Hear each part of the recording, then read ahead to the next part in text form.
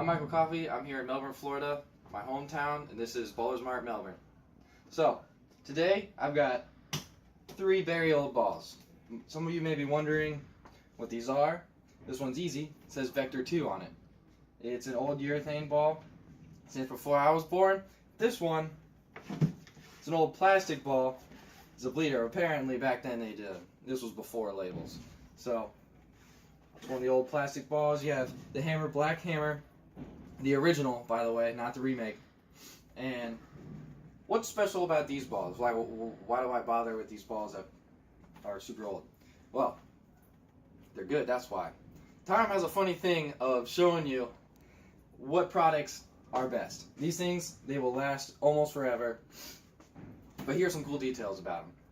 The Vector 2 came out with a 3-piece core, and the flip puck in this one is a little different because it is inside the core. And let me give you a little demonstration of that.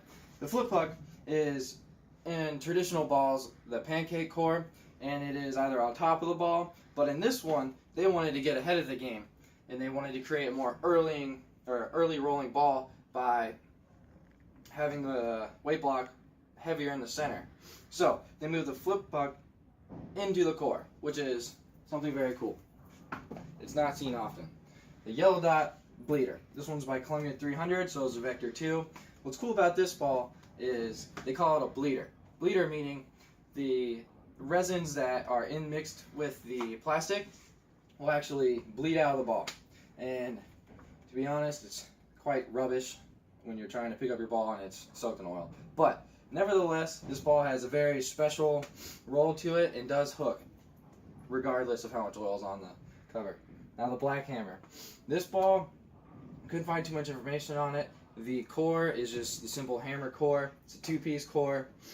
This ball is super cool because the urethane, unlike now's technology, will actually go all the way down about 2.5–3 inches into the ball. So the cover is mega deep on this. Okay guys, so I'm going to take all these on the lanes and I'm going to throw a couple shots with each of them so you can see how all of them roll. And I'm going to start out with the yellow dot bleeder. I'm going to go to the black hammer next, and lastly I'm going to... If you feeling how I'm feeling, put your hands up high. If you feeling how I'm feeling, put your lighters in the sky. Now if you feeling how I'm feeling, put your hands up high. If you feeling how I'm feeling, put your lighters in the sky. Y'all be damned if I ain't living the life I always wanted. Started from the bottom as a young and getting... First video, and I thought that it is completely unlike any other plastic ball you can just go and drill up at any point in time.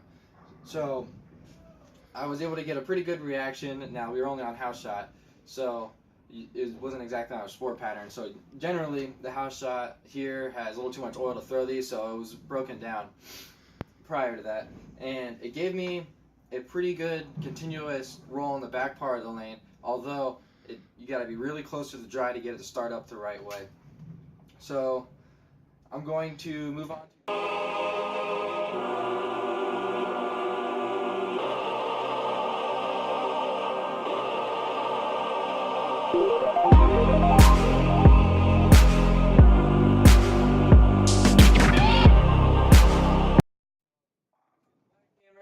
And much more hook than in comparison to the yellow dot bleeder. You have about a good 5 boards more of hook on it, but again, the same purpose. You had to keep this one a little closer to the dry on the lane. It'd be pretty parallel with your angles. Something this ball would work really well on are your shorter patterns.